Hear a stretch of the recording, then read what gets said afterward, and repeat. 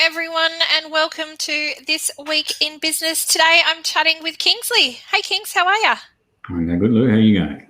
Good, thank you. We're going to talk about business structures because it is a new financial year and it's, a good time to just look at where we are, or for some people, it's a good time to start a business. So what sort of options do we have in terms of business structures?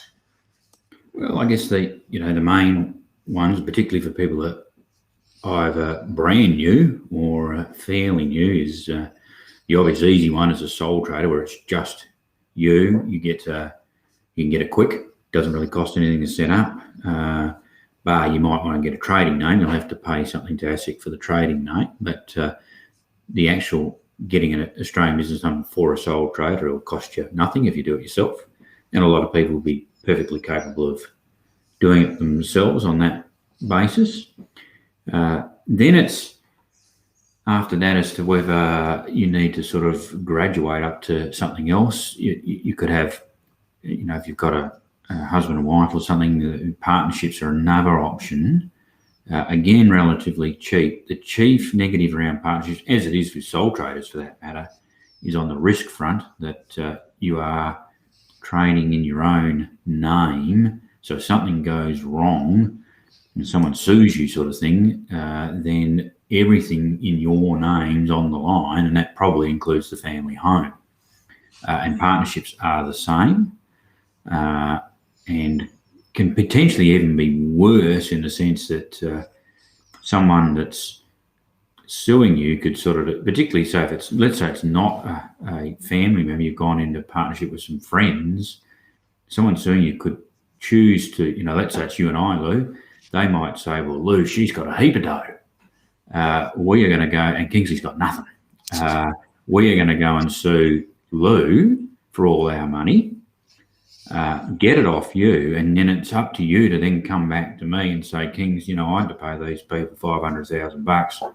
You owe me $250,000. And I'll say, well, I've got none, ha, ha, ha. So it can even be worse from the risk front. So if I have people coming to see me that, let's say you're going to start up a little retail thing or something like that, it might be fine to go initially to see if your business works, to do sole trader or a partnership or whatever.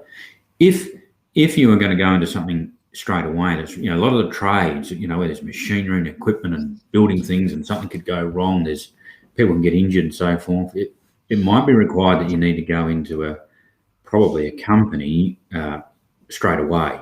Even if you're operating a small level, that terrible, horrible thing could happen the next day, whether you're a little business or a big business.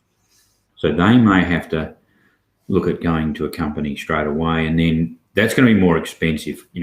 Just for a start, ASIC themselves have a 500 and something or other dollar fee alone to get a company registered. Then, of course, if you're needing, as most people do, their accountant probably to help them out, you're going to have some more fee on top of that again, as opposed to, as I say, an ABN, you might even be able to do it yourself and cause yourself no fees at all.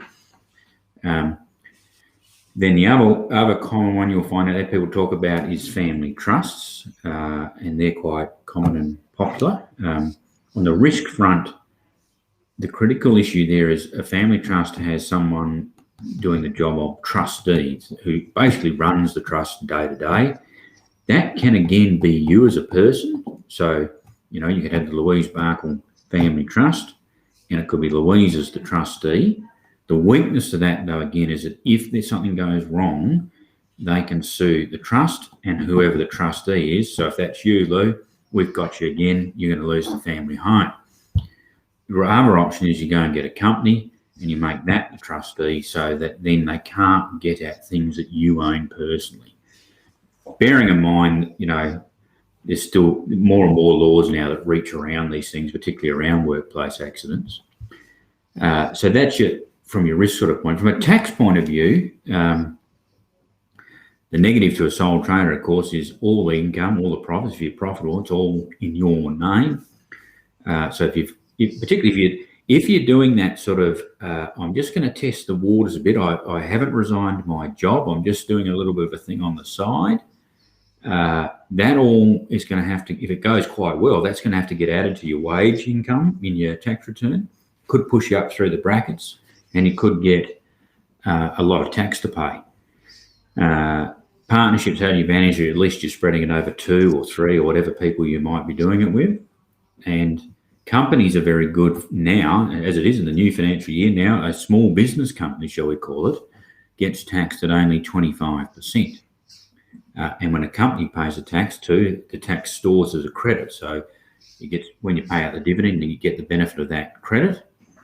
So that could be attractive. One of the things you do need to bear in mind when you're looking at the structure, though, is if you are saying, I've gone into a trust or a company solely or mostly just because of the tax reasons, you've probably actually broken the law. The tax man will be keenly interested in you. So you need to be able to say there's other good business reasons, commercial reasons or asset protection reasons, ability to hand the business down to my kids, those sorts of reasons as well, or you may have breached the law. So that's important. They're probably the main ones. And then I guess the other one on the tax front to bear in mind is this can get pretty complicated. We won't go into the real complications today, but capital gains tax. If you come to sell your business, then some of these structures do better than the others on capital gains tax potentially.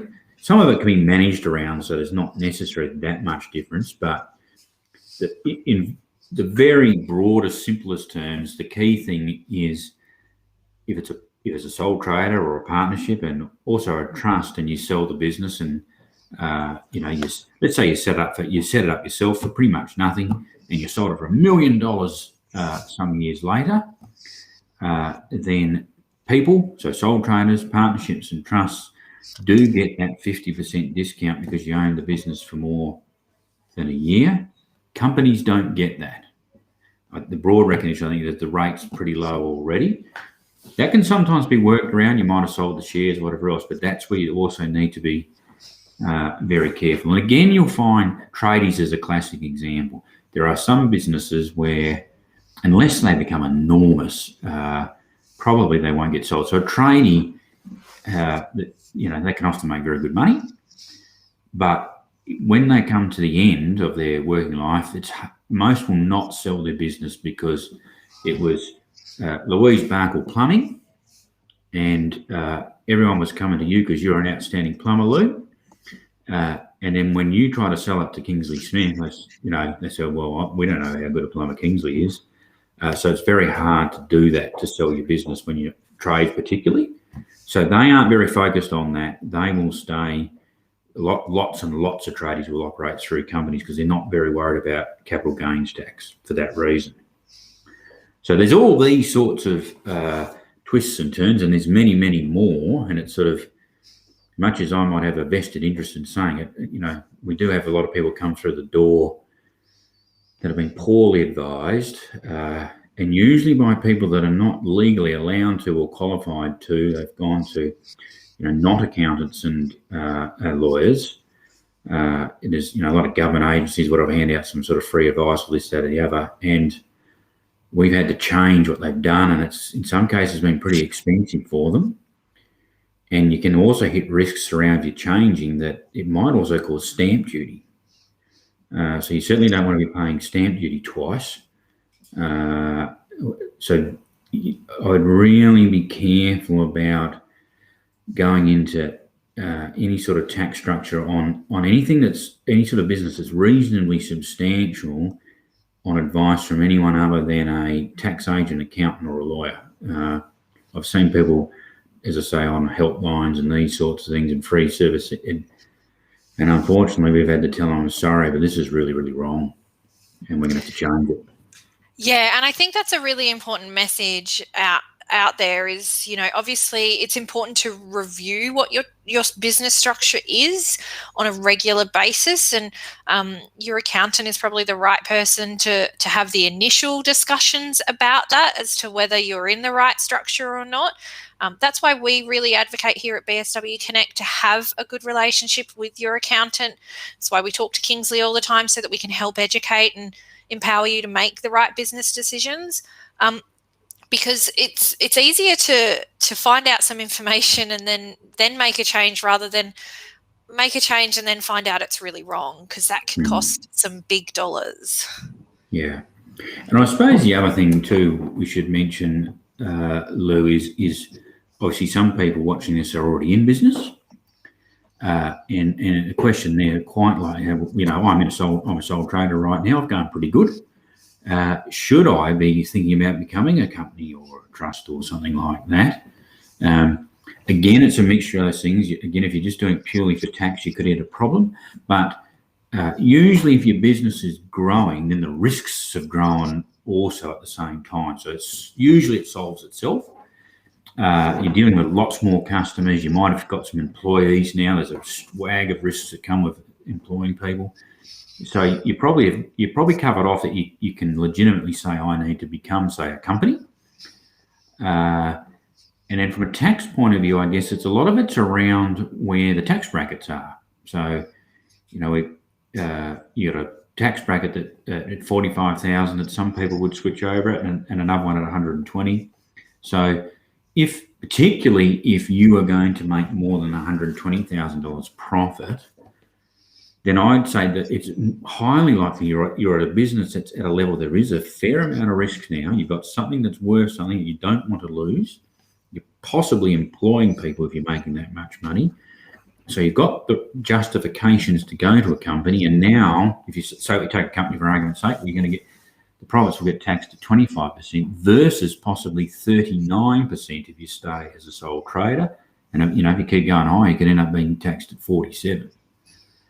So it's around those bracket changes. We sort of very much like to be able to say to a person, look, the costs of getting into a company or trust are going to be X for you, and we can show you mathematically that you're going to save far more than that in the first year in tax. So it becomes almost a no-brainer decision for people, really. Yeah, so I think, we are in a new financial year, guys, and we do recommend, obviously, always re-looking at your goals and your business. And I guess that's why we also do the awards as well, is to give you an opportunity to dive into your business and have a look at where you are. It is a good opportunity to reach out and have a look at everything and have those really frank discussions with your accountant about whether this is the right move for your business, because I'm really lucky. I do use Kingsley as an accountant for my business, but I have very open discussions with Kingsley about what my business plans are, where I want to go, all of those things, and I can get the right advice at that time to make the right business decisions and keep business ticking over, which is really important for everyone in business. Yeah, and I guess to that point, though, I suppose that's sort of what we're trying to do to some degree is we're telling people about these thresholds and things before they get to them, so that what you don't want is you're bringing your stuff into your accountant after the year's over, and they say, oh gee, I wish you told me, because you should have changed to a such and such 6 months ago, and you've just got walloped for tax. So that's where you want a relationship with your accountant where you're these might be 1 minute conversations, but they're just, yeah, okay, you're getting close, think about it, give me a ring if you go over X or whatever, or you make this much, so you don't get caught out at the end. Yeah, and we just do want to reiterate that there are only certain people that can give you that advice. Your accountant, they have a financial services license. They've got lots of rules they have to apply to, and they can get in a lot of trouble if they don't do the right thing. Obviously, lawyers as well sit into that space. So we want to make it clear, get the right advice from the right people. Kingsley is always available to have a chat. Well, mostly, not after hours.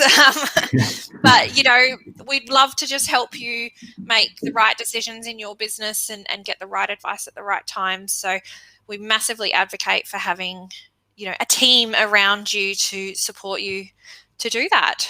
So Kingsley, thank you for the rundown on business structures today. It is a bit of a longer one, guys, and we do apologise for that, but we do know that with it being a new financial year, it is really important to keep your eye on the prize and your business goals, and we're here to support you to achieve those. So thank you so much, Kingsley, and we will next week we're going to talk about awards because we are in the middle of our awards program and applications open. So we're going to talk about awards and what they can do and the benefits of them for your business. So we hope that you can join us next week for that discussion. All right. Thanks, guys. See you next week. All right.